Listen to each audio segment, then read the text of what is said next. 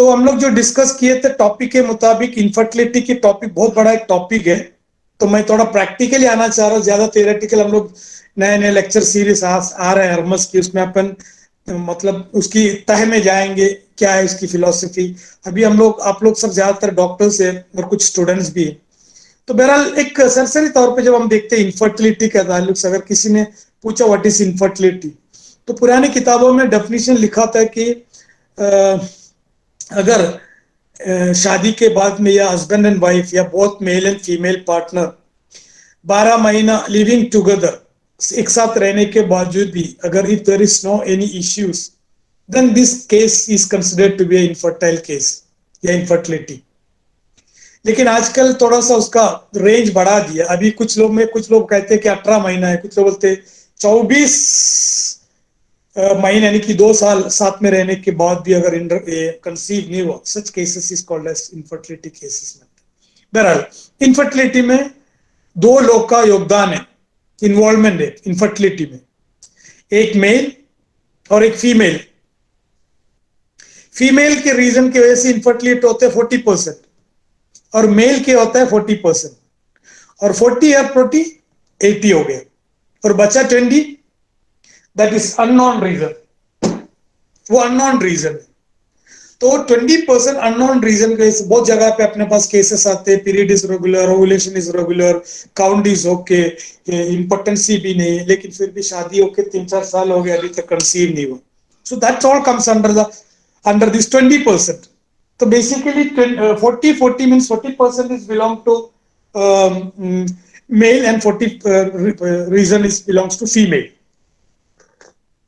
जब हम फीमेल की बात करते तो बाद में अपन डिस्कस करेंगे, फीमेल का लंबा चौड़ा इन्वेस्टिगेशन होता है, उसकी वजह बहुत सारे है कि हार्मोनल डिसऑर्डर है, यूट्रस की प्रॉब्लम है, एंड पीरियड की रेगुलरिटी है, ब्ला ब्ला की बहुत सारे। तो सबसे इजी, अगर इस केसेस आ गए, इस केसेस को इवैल्यूएट करने के लिए सबसे पहले आदमी को पकड़ो, आदमी के रीजन या आदमी को कोई क्या देखो। अक्सर ये होते हैं कि हस्बैंड एंड वाइफ आता है, तो आदमी का एक आदत है जितने भी बिल भाड़ा औरतों के ऊपर डाल देता है, ये तो दुनिया का दस्तूर है।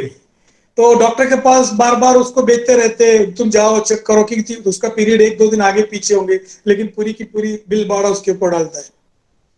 लेकिन अगर सपोज, अक्सर मेरे पास बहुत सारे पेशेंट आए, जैसे कि हस्बैंड क्या करते, पहले चेक किया होगा, पता चला एजोस्पर्मिया, अकेला जाके डॉक्टर को दिखाया होगा, डॉक्टर ने बोला मेडिकल में कोई दवा नहीं है एजोस्पर्मिया के लिए, सो इट इज इम्पॉसिबल बच्चा होना। तो वो अपने आप को क्रॉस करके रख देते, बोलते मैं चेक किया डॉक्टर, मेरा नॉर्मल बताया।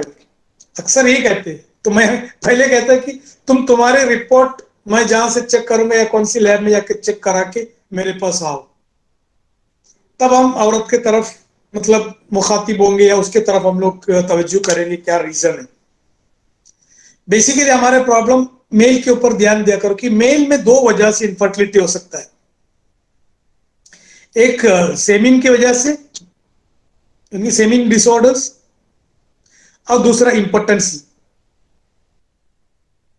एक कॉमन जबान में एक चीज बोल सकते, एक बंदूक और गोली। बंदूक अगर खराब है तो निशाने पे नहीं आएंगे, या बंदूक नहीं चल रहा तो कितने भी बस आपके पास गोली रहने दो, कोई फायदा नहीं। बंदूक एकदम AK-47 है, लेकिन उसमें भरने के लिए अगर गोली नहीं है तो कोई काम का नहीं। This is the same principle over here also. यहां सेमिन की जो क्वालिटी, उसकी क्वांटिटी, इसके ऊपर पहले ध्यान दो। अगर semen quality, quantity, everything is normal, then see patient perform करता है कि बराबर, इंपोर्टेंसी तो नहीं, या इरेक्टाइल डिसफंक्शन तो नहीं, तो इरेक्टाइल डिसफंक्शन तो नहीं। ये दोनों कुली तौर पे दिमाग में रखो। कोई मेल पेशेंट है डायरेक्ट ये नहीं पूछते, हम लोग क्या करते हैं, अरे यार अच्छा नहीं हो रहा, चलो अर्द खुरमा लिख के देती है, माजिन मुकव्वे, मुगल्लिस, हलवा सालब, मूसली, सिंगाड़ा, मुस्कंबर, जाफरान सब घोल के पिला देते। पहले पूछो कि इसमें कौन सी प्रॉब्लम है, सेमी नहीं किया, इंपॉर्टेंसी। तो इंपॉर्टेंसी अगर है वो एक अलग चैप्टर है, मतलब उसकी लंबा चौड़ा रीजन है।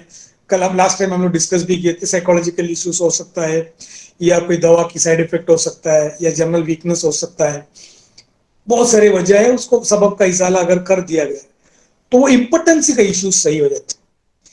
अब सेमिन की जो मसला है, सेमिन ये जरूरी नहीं कि सेमिन हर ताकत की मुकव्वी बा दवा देने से किसी की सेमिन की क्वालिटी नहीं बढ़ता है सम एक्सटेंट। क्यों? पहले डिफाइन करो व्हाट इज सेमिन। सेमिन को डिफाइन करो। सेमिन माध्य मानवी जो है ये हमारी बीज है, नेक्स्ट जनरेशन उगने के लिए बीज बनाया है। बीज हमेशा खाद से या फर्टिलाइजर से बनते हैं, दवा से नहीं। यानी बेहतरीन गिजा से बेहतरीन खून बनता है, बेहतरीन खून से बेहतरीन मनी बनता है। एक सादा नुस्खा है। इसीलिए आप देखते हैं कि जहां भी हो मुअल्लिदे दम यानी कि खून को बढ़ाने वाले तमाम चीज, मुअल्लिदे मनी भी है, मुअल्लिदे लबन भी है। मिसाल के तौर पे पंबा दाना, बादाम, सिंगाड़ा, जितने भी जैसे अंगूर हो, गोश्त वगैरह हो, जितने भी मतलब गरम तर यानी खून को बढ़ाने वाली तमाम चीज सेमिन का मिकदार भी बढ़ाते हैं, क्वांटिटी भी क्वालिटी से बढ़ाता है। और लेबन बढ़ाने के लिए भी वही है, जैसे असगंध हो, सतावर हो, ये सब ने पढ़ के रखे, मैं इसमें नहीं जा रहा। तो सेमिन की जो क्वालिटी है, सेमिन की जो क्वालिटी उसको कैसे हम डिफ्रेंशिएट करेंगे?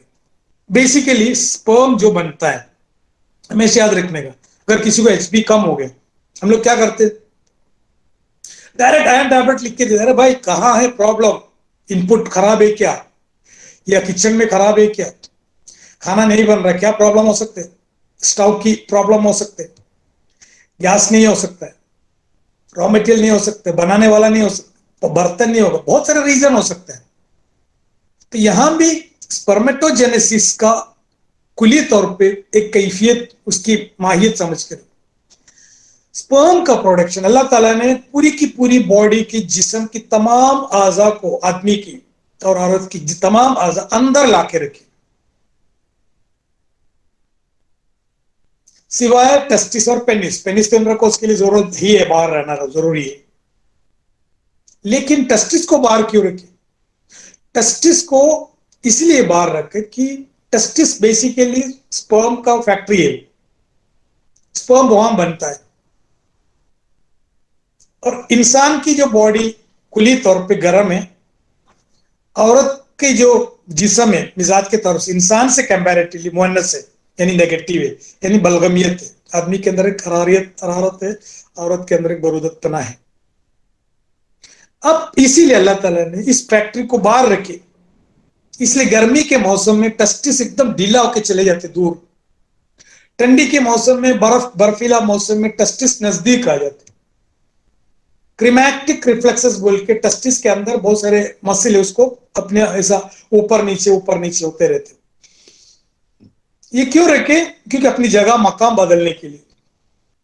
दूसरी कोई बॉडी के अंदर रख दिया होता तो टेस्टिस अपने मकाम नहीं बदल सकती इधर उधर, क्योंकि स्पेस नहीं होता, दूसरे को भी तकलीफ होगा। इसीलिए आप देखते हैं कि बोलते हैं कि 3 degree Fahrenheit, 3 degree not centigrade, Fahrenheit सब नॉर्मल टेम्परेचर में रहते हैं टेस्टिस। इसलिए टेस्टिस को आदमी ऐसा इधर हाथ रख के देखो, गर्म नहीं होते। अगर हम टेस्टिस में हाथ रख के देखेंगे तो हमको मालूम पता चलेगा कि हाथ बहुत गर्म है। तो अक्सर देखना हाइपोथर्मिया यानी कि बदन को या बदन के टेम्परेचर को रेफ्रिजरिंग इफेक्ट, कूलिंग इफेक्ट देने वाली तमाम ग़िज़ा, दवा एंड तदाबीर स्पर्म काउंट बढ़ाएंगे। बस ये कुली उमूर है, याद रखना दिमाग में। ये नहीं कि एक नीम हकीम के जैसे तमाम मुहर्रिकात दो, स्पर्म बढ़ाना है, सेक्स बढ़ाना है, मुहर्रिकात दो, सब बढ़ाना है, तहरीक तहरीक तहरीक। या तहरीक नहीं है, यह तस्कीन की जरूरत है बॉडी की। अब हम लोग ये मानते हैं, ये मॉडर्न मेडिसिन भी मानता है। जैसे वेरिकोस का सर्जरी है, वेरिकोस का सर्जरी क्यों करते हैं? क्योंकि वहां ब्लड सर्कुलेशन बढ़ रहा है। नॉर्मली फिजियोलॉजी में क्या होना चाहिए? ब्लड सर्कुलेशन बढ़ने से कहीं भी जगह पे ग्रोथ और प्रोडक्शन बढ़ना चाहिए ना। ये टेस्टिस में एक अलग पता फिजियोलॉजी क्यों? क्योंकि वहां खून बहुत देर तक रुका रहने से एनकॉर्चमेंट ऑफ द वीन, वेरिकोस की वजह से, उस खून की गर्मी की वजह से टेस्टिस गर्म होते जाते और वो स्पर्म खत्म, डेड हो जाती, इसीलिए लोग वेरिकोसिल सर्जरी करते। वो सर्जरी बेसिकली यूनानी प्रिंसिपल है। उनसे पूछ के देखो तुम्हारी गर्मी और सर्दी का फिलोसफी मॉडर्न में किधर है? ये तो हमारा फिलोसफी है। मॉडर्न में गर्मी और सर्दी से क्या लेना देना है? तुम तो सब चीज को तो विटामिन मानते हैं, तुम सब चीज को वायरस मानते हैं, बैक्टीरिया मानते हैं। या स्पर्म काउंट अगर कम हो रहे तो फिर आप इसके क्या नाम उसका, टेम्परेचर क्यों आप इधर उसूल क्यों ले रहे, प्रिंसिपल क्यों ले रहे कि हम हमारे प्रिंसिपल ले रहे आप उधर? आप ये कहते हैं कि स्पाइनल बाथ लो, बर्फ के पानी के अंदर टेस्टिस को डुबो के रखो, टाइट अंडरवेयर मत पहनो, ज्यादा बाइक में सफर मत करो, काला कपड़ा मत पहनो, धूप में ज्यादा मत घूमो, किचन में ज्यादा मत काम करो, बट्टी के नजदीक ज्यादा मत रहो। ये सब हमारे प्रिंसिपल है। हम तदाबीर और हिदायत देते मरीज को परहेज में। तुम ये सब क्यों बोल रहे? तुम तो खून बढ़ाना चाहिए उधर, तुम भी खून कटा रहे।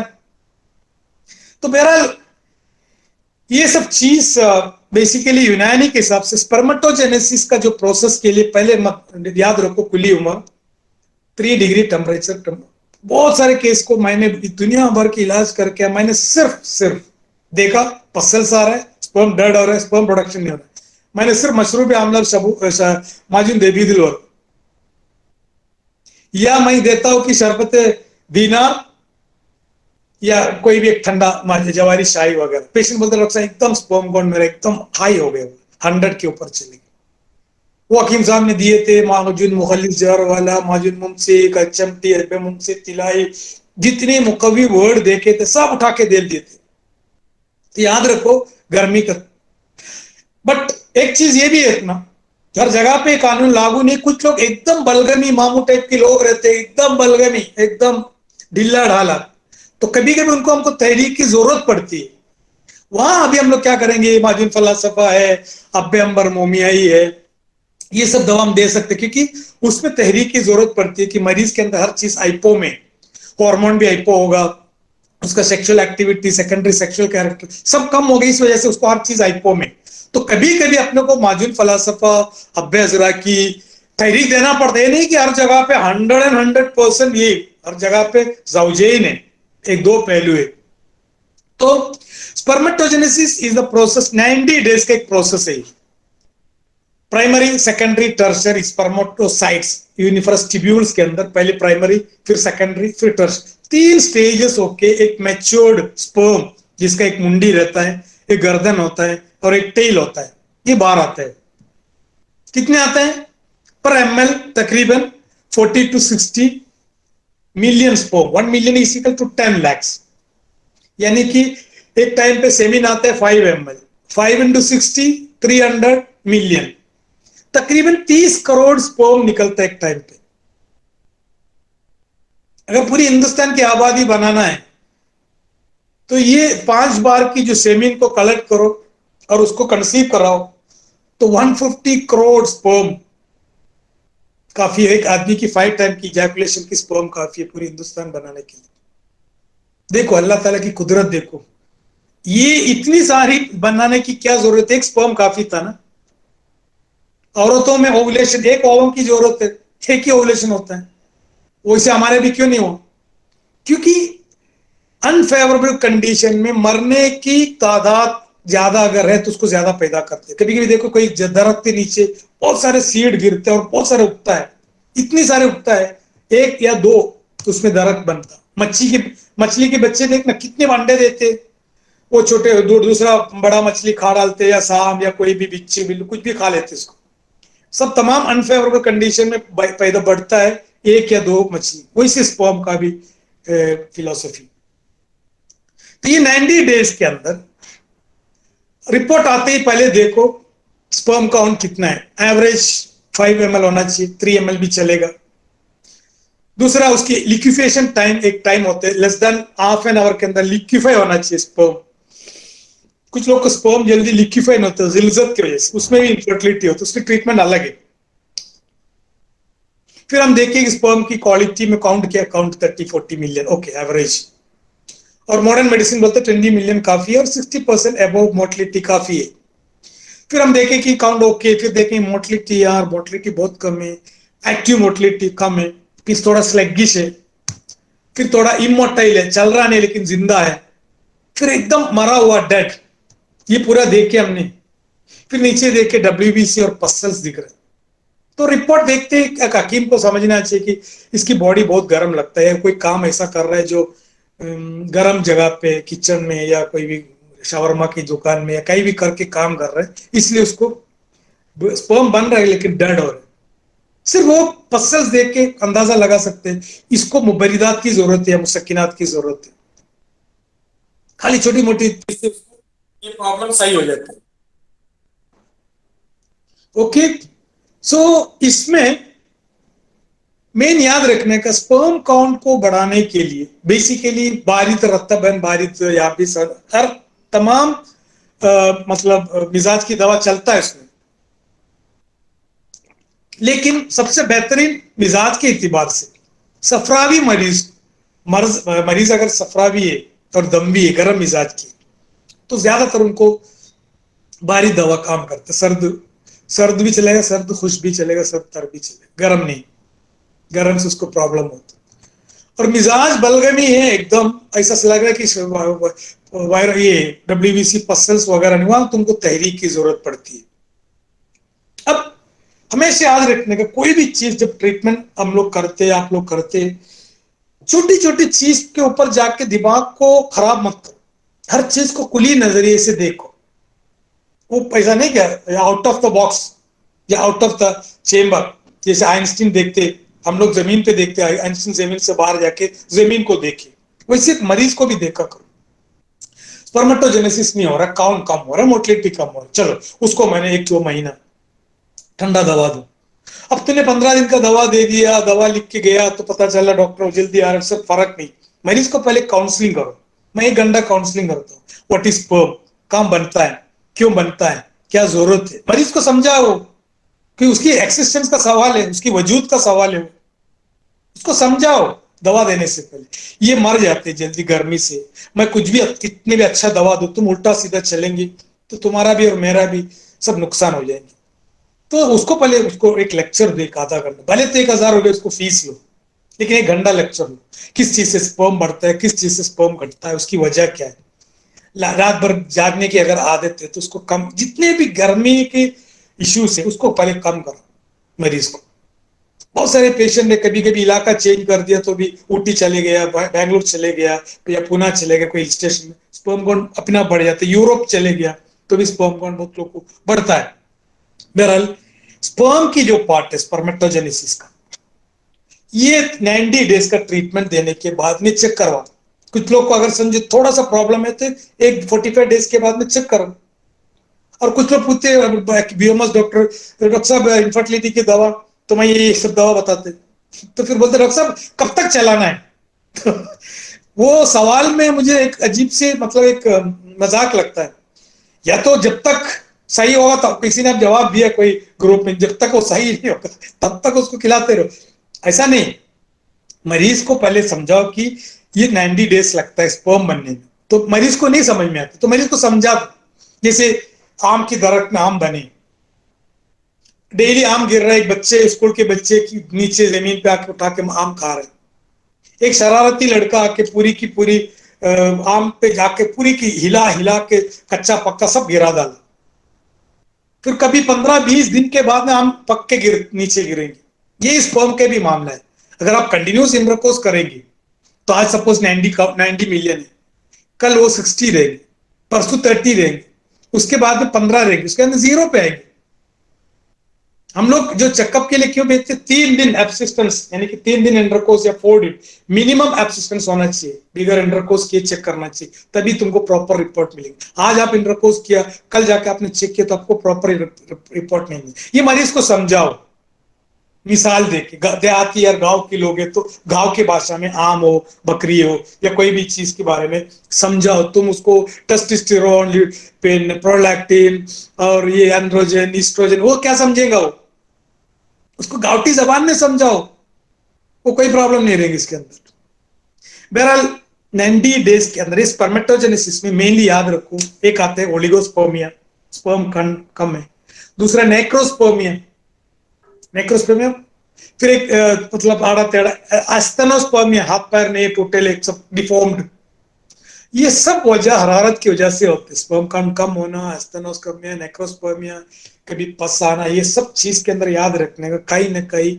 अभी मैं दूसरा उसमें तफसील में अगर थियरी की तरफ जाएंगे, कोते नामिया, कोते मुसव्विरा, ने कोते हैवानिया में बहुत सारे तकसीम पड़े, मैं उसमें जाना नहीं चाह रहा। मैं तुमको कुली तौर पे एक मैसेज दे रहा हूँ, आप फर्स्ट आपके पास जो भी मरीज आएंगे स्विमिंग से ताल्लुक से, डोंट गिव एनी मुकव्वियात।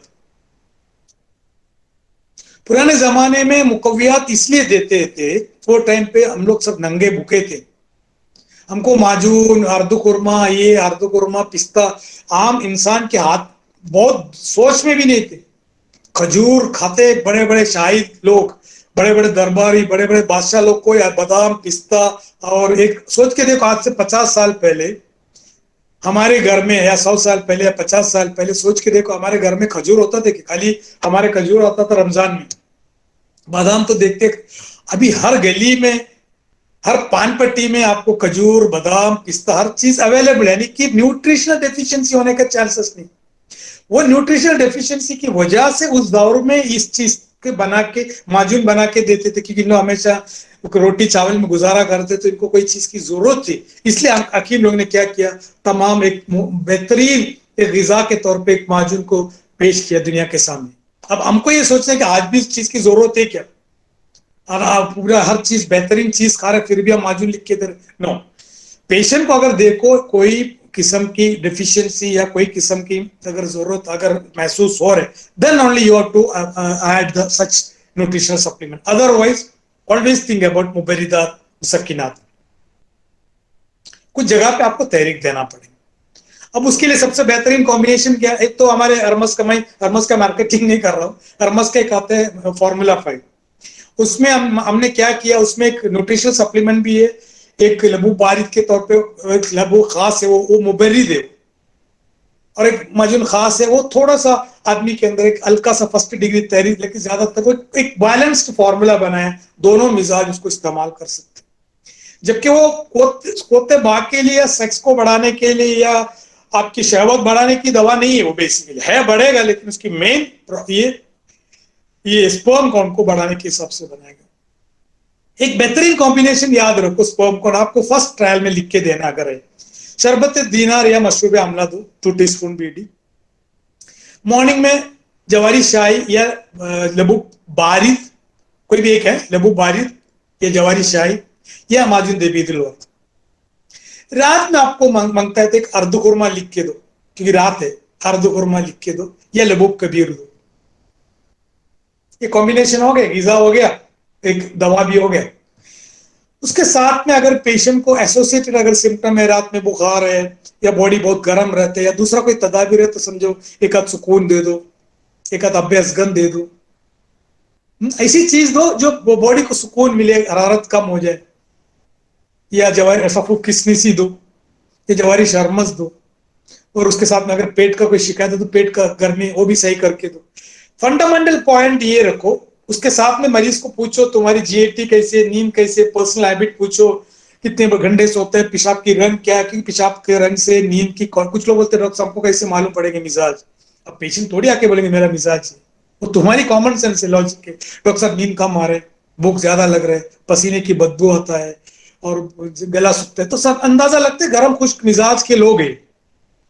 तमरलिंद इसलिए देते हैं गुफरान, डॉक्टर गुफरान तमरलिंद बेसिकली बेहतरीन मुबरिदातों में से सर्द खुश्क है। तमरलिंद का बीज भी हर जगह पे स्पर्म काउंट बढ़ाने के लिए बताया गया, सिंगाड़ा है, असगंध है, सब मुनवी में असगंध, असगंध मुनवी में, इसलिए स्पर्म काउंट बढ़ाता है। और शरबत तमरलिंद दे सकते हैं। तमरलिंद का बीज को पाउडर करके आप मिस्री अंबजन, एक नुस्खा बता रहा हूं मैं तुमको, बना के बोल के रखो उसको।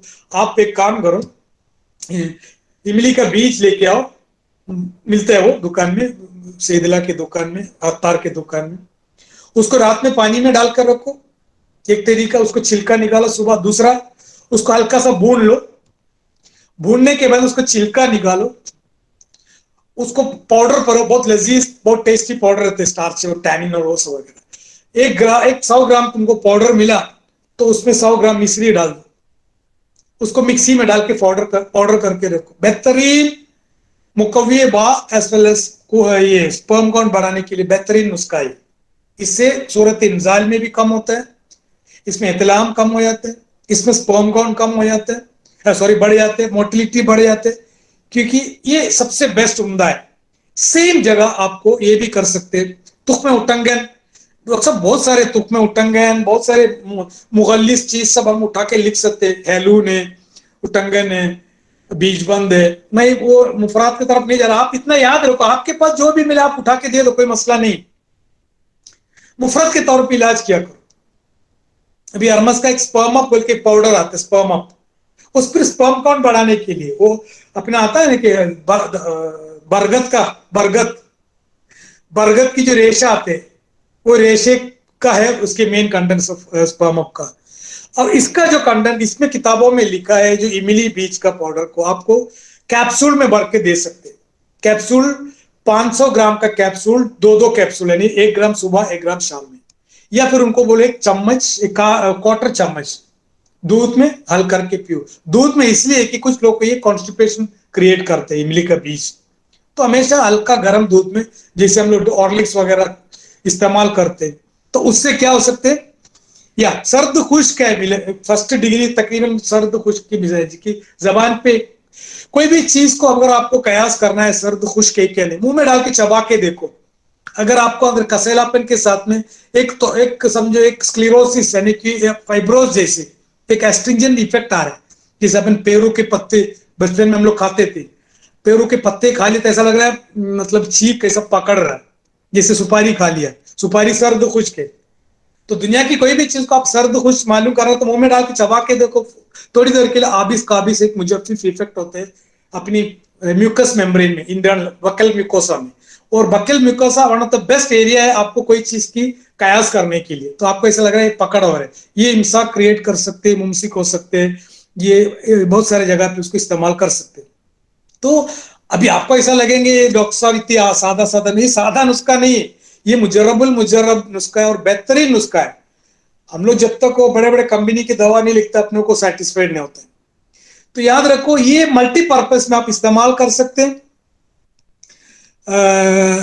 और दूसरी चीज स्पर्म काउंट बढ़ाने के लिए बेहतरीन चीज है खसखस। खसखस जो है ना बेहतरीन चीज है, शरबत खसखस। पुराने जमाने में ज्यादातर माजून में ऐसे मुमसिक के तौर पे, मुनव्विम के तौर पे खसखस डाला जाता था। तो खसखस को भी आप शरबत खसखस दो, या खसखस को आप इसमें डाल दो, किसके अंदर, इस इमली के पाउडर में। खुद एक नुस्खा तैयार करो अपने आप और खुद के नाम पे नुस्खा बना डालो। ये जरूरी नहीं कि किताबों में नहीं लिखा है, जरूरी नहीं। तो खसखस भी आप इसमें स्पर्म काउंट बढ़ाने के लिए अव्वल नंबर में। असगन क्यों काम करता है, असगन मुनव्विम में, तो कभी कभी मुनव्विम दवा से भी स्पर्म काउंट बढ़ता है। तो बहरहाल स्पर्म काउंट बढ़ना, मोटिलिटी बढ़ाना, उसकी तमाम विस्कोसिटी बढ़ाना।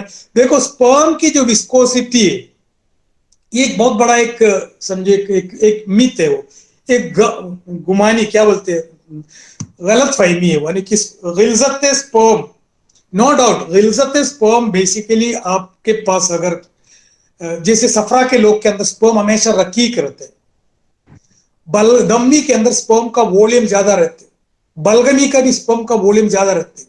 सफरा और सौदा के अंदर दोनों खुश्की है, इसलिए के अंदर सेमिन की वॉल्यूम कम रहती है, और ये जिसने सफरा की गिल्जत भी कम रहती है।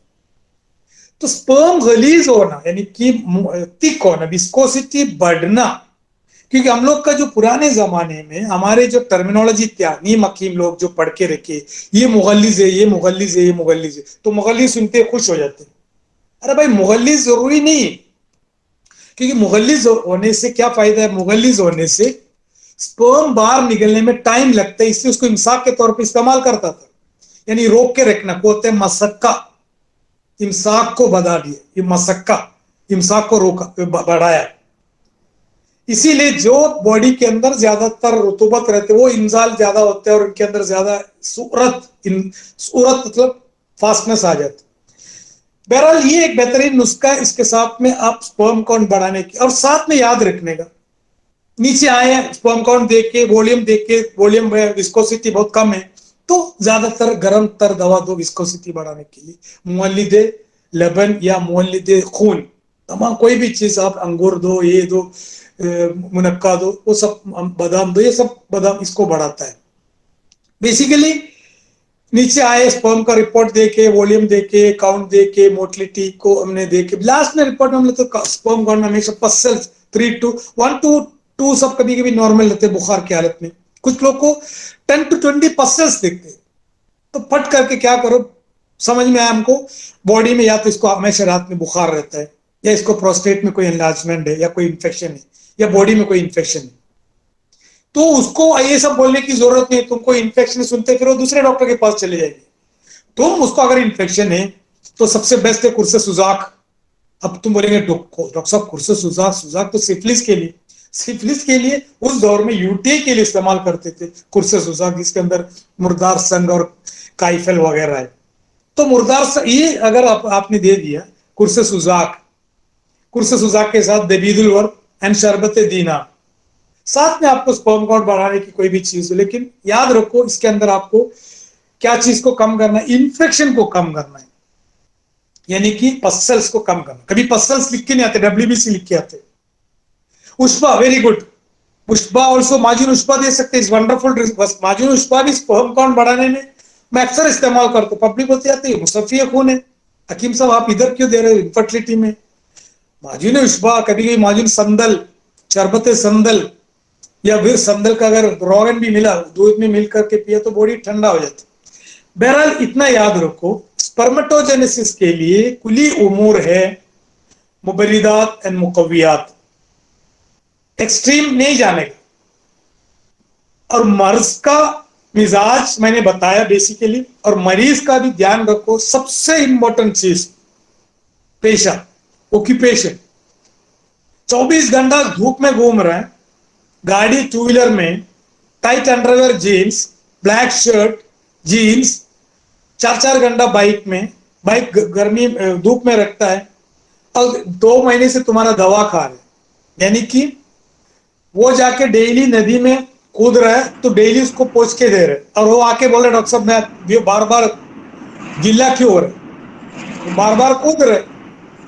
तो याद रखने का, दवा लिखने से पहले सबब का इजाला जरूरी है, खास तौर से, खास ने हर चीज में, इसमें वेरी वेरी इंपॉर्टेंट। कितने घंटे सोता है, क्या काम करता है। कुछ लोग बोलते हैं कहा काम करता है, नहीं डॉक्टर मैं दुबई में हूं। मतलब तुम दुबई में, वो काम नहीं है, दुबई में होना एक काम नहीं। क्या काम कर, नहीं नहीं वो दुकान में। अरे भाई दुकान में कौन सी दुकान है, दुकान में क्या काम करते हैं, सेल्समैन का काम करते हैं, या कैशियर का काम करते हैं, हमाली का काम करते हैं। मैं ये जानना चाह रहा कि तुम्हारी क्या उस रहन सहन जानना चाह रहे। मरीज क्या समझते, मेरी जेब बड़ा है क्या देखने के हिसाब से हकीम साहब को ज्यादा माजून लिखने के हिसाब से पूछ रहा होगा। बोलते नहीं छोटा, आवाज नहीं आ रही। और कुछ लोग बोलते हैं होटल में काम करते हैं। अरे भाई होटल में क्या करते हैं, कैशियर है क्या, होटल में सप्लायर है क्या, भट्टी में काम करता है क्या, बार वाले का काम करता है क्या। आप आपने दवा दिया, बोला आपने कल से जब तक मेरा ट्रीटमेंट खत्म नहीं होगा आप मतलब किचन में काम नहीं करेंगे। मांगता है तो आपका सेठ को जाके बोलो, सेठ बोलेगा डॉक्टर साहब मुझे बच्चा होने के लिए, डॉक्टर साहब बोला किचन से बाहर आ जाओ। 1 2 महीने के अंदर अच्छी हो जाएंगी वो। तो याद रखना हर जगह पे सिर्फ अगर आपको मैंने जो इनफर्टिलिटी की चीज बताया, आप सोच के देखो, हमारी बॉडी की तमाम खराबी, तमाम सिस्टम को ऐसी कुली तौर पे इलाज किया करो। सुनते ये दो ये दो ये दो ये दो, ऐसा नहीं। मरीज को क्या प्रॉब्लम, कुछ भी प्रॉब्लम रहने दे, कुली एक उमूर रखो। इसको मैंने क्या सब, अगर एक मरीज भी आया मोटे मोटे ऐसे घूमते घूमते बाके बैठे, तो उसके एंट्री मारते समझ में आते हैं मरीज ऋतु भी है, ये बलगमी है। अभी आके बोलेंगे उधर दुख रहा है, इधर दुख रहा है, इधर खींच रहा है, उधर खींच रहा है, दुख रहा है, पैरेस्थेसिया है, नम्यांश है, पेन है, रिजिडिटी है, स्टिफनेस है, वो तुम पहले से अंदाजा लगा है कि ये अभी आके पूरी रुतूबत की प्रॉब्लम मुझे बताएंगे। अब मुझे इसको इस्तिफराग जरूरी है, इसको इस्तिफराक की जरूरत है, इसको मुस्सिल की जरूरत है, मुलयन की जरूरत है, मुदिर की जरूरत है, उसको मसाज की जरूरत है, इसके अख्तर की जरूरत है, यानी कि इसको मुसखिना नॉट मुसक्किन, हरारत पहुंचाने वाली तदाबीर से मुझे इसको इलाज करना है। वैसे कोई भी मरीज एंट्री मारते एक खुली उमूर रखो, ये भले कुछ भी कंप्लेंट बोलो, कोई भी रिपोर्ट दिखा दो, कैंसर भी रह लो, मेरा खुली उमूर है इस मरीज को ये। वैसे इनफर्टिलिटी के अंदर स्पर्म काउंट बढ़ाने के लिए मुबलिग मुसक्किन फर्स्ट एंड सेकंड डिग्री हार रतब दवा इस्तेमाल कर सकते। कभी कभी किसी को हार्मोन की इश्यू से, कोई क्रोमोसोम सिंड्रोम है, क्लिंग फेलिंगसन सिंड्रोम है, या फिर क्या बोलते हैं उसको, सर्टोली सेल सिंड्रोम है, मैचुरेशन अरेस्ट है जो हमने बायोप्सी करके देखे टेस्टिस को, तो ऐसी जगह पे कभी कभी हमको तहरीक की जरूरत पड़ती है, तस्कीन नहीं। कभी माजुन फलासफा दिया, अजराकी दिया, या समझो अब्बे अंबर मोमियाई दिया, कैप मोमियाई दिया, कभी माजुन जंजबील दिया, तहरीक की जरूरत पड़ रहा है तो हम उस जगह पे मुहरिकात इस्तेमाल करेंगे। जैसे अभी हमारे एक प्रोडक्ट है हर्मस का कैप विगोविटा, वो ताकत के लिए नहीं, वो स्पर्म काउंट बढ़ाने, इसके खंडन के आप लोग भी बना सकते दवा, सिंपल खंडन है, गोखरू, असगंध, गोखरू गोखरू असगंध और किवांश, 3 दवा का मुरक्कब है वो, उसको कैप्सूल में भरा मैं, फिर आप लोग के पास भेज दिया मैंने। तो कोई भी दवा आप इस्तेमाल कर सकते, मुफरत के तौर पे ज्यादा इस्तेमाल करो, लंबी लंबी पेरिस मत बनाओ, सेक्स है बोल के पेशेंट कुछ भी देने को रेडी रहेंगे, लेकिन उसको खर्चा मत करवा पेशेंट का। किवांश, यस, घूंज, किवांश, ये सब बोल सकते इसके अंदर। अब इसमें क्या नाम, आयुर्वेदिक में सबसे ज्यादा इस्तेमाल करते स्पर्म काउंट बढ़ाने के लिए। बहरहाल मैं डीप में नहीं जाना चाह रहा, आज मेरे को थोड़ा सा जल्दी जाना, इसलिए मैंने जल्दी जल्दी वाइंड अप कर रहा है। सेमिन काउंट, मोटिलिटी, उसकी चीज तुकमें कोंच, यार इसमें कोंच बोलो, किवांच बोलो, वो मेरे प्रोनाउंसिएशन, मैं तो मलबारी हूँ, मेरी प्रोनाउंसिएशन, मेरी जो उच्चारण जो है वो इधर उधर ये हो जाते। मैं उर्दू सब सीखा है, ये सब मुझे ये जबान मालूम ही नहीं था, तो कभी कभी उर्दू से इंग्लिश, इंग्लिश में उर्दू, सब आने में थोड़ा सा प्रॉब्लम आ जाते हो, तो वो आप इस्तेमाल कर सकते। खुद की नुस्खा तैयार करो इसमें। और लास्ट एक पॉइंट बताता हूं मैं, लास्ट एक पॉइंट बता के मैं बंद करता हूं।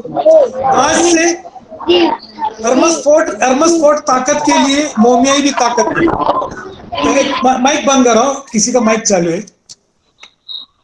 तो एक चीज बताता हूं मैं, लास्ट पॉइंट, इनफर्टिलिटी खास तौर से आदमियों में इतनी भयानक तरीके से बढ़ रहा है, आप लोग को घुमान भी नहीं होंगे। आज से मैंने एक बार बोल चुके, 10-15 साल पहले वीक में एक रिपोर्ट आएंगी, एक घर पे एक बच्चा होना बोले तो एक सेलिब्रेशन हो जाएंगे, मतलब आदमी मनाएंगे, बोले जश्न मनाएंगे।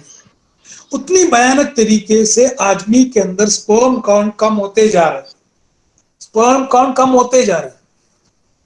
बहुत सारी वजह है, हरारत की गलबा, सफरावी दौर, सफरावी पेशा, दिमाग में भी सफरा, दिमाग में भी नफरत, हर जगह पे सफरा सफरा सफरा, खाने में भी सफरा, चलने में भी सफरा, देखने में भी सफरा सफरा, सुनने में भी सफरा, सूंघने में भी सफरा, हर जगह पे सफरा गालिब हो रहा है। तो काउंट कम हो रहा है, मोटिलिटी कम हो रहा है। और याद रखो, दूसरे मुल्क के जैसे वक्त ऐसा है कि बच्चा जो होगा उसको गवर्नमेंट अपनी तरफ से स्पेशल इनाम देगी, उतनी भयानक तरीके से इनफर्टिलिटी बढ़ रही है। तो तुम लोग इसके ऊपर जरा ध्यान दो। ये डेक्साजीपीएम पैरास्टामोल में खेलते रहते तुम लोग जीपी में, हम लोग स्पेशल लोग हैं, हम लोग खासुल खास लोग हैं, दुनिया में हमारी जरूरत है, दुनिया हमको मांगेंगे, दुनिया हमको तलाश करेंगी, दुनिया हमसे कुछ सोल्यूशन मांगेगी, इसकी सबब पूछेंगी, तो हमारे पास है सबब, दुनिया के पास इसका सबब नहीं। हम बोलेंगे गर्मी की बातें करेंगे, आज की दौर की बातें करेंगे, दुनिया बोलेंगे उस दौर की बात नहीं करते, दुनिया विटामिन की बात करेंगे, हार्मोन की बात करेंगे। तो इसमें थोड़ा ध्यान रखो सब लोग, क्योंकि मेरा जो एमडी थीसिस स्पर्म में था, स्पर्मेटोजेनेसिस में था, जो मेरा हम लोग का जो फॉर्मूला 5 है वो मैंने थीसिस में सेलेक्ट किए थे एमडी में, स्पर्मेटोजेनेसिस में कितनी इफेक्टिव है, किसका, फार्मूला 5।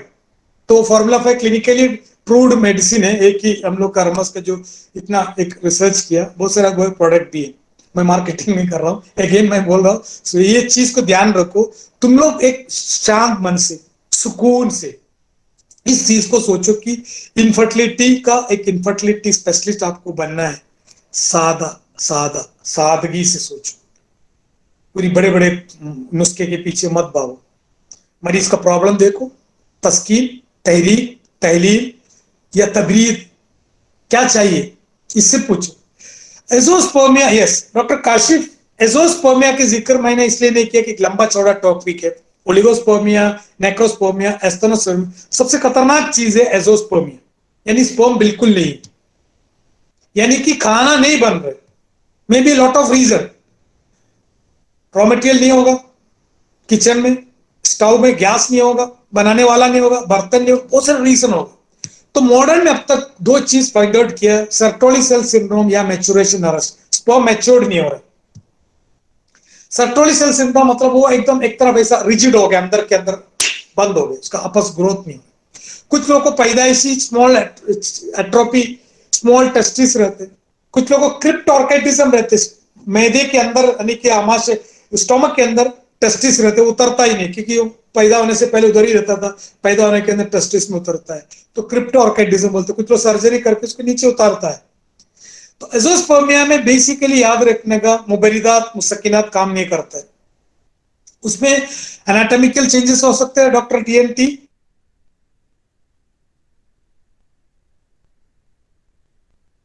सर आपका माइक ऑफ हो गया सर। एजोस्पर्मिया के लिए ये याद रखो, पेशेंट के चेहरे पे देख के ये मत बोलो तुमको बच्चा नहीं होगा, क्योंकि मेरे पास बहुत सारे एजोस्पर्मिया के पेशेंट को स्पर्म काउंट भी बढ़े, बच्चे भी हुआ।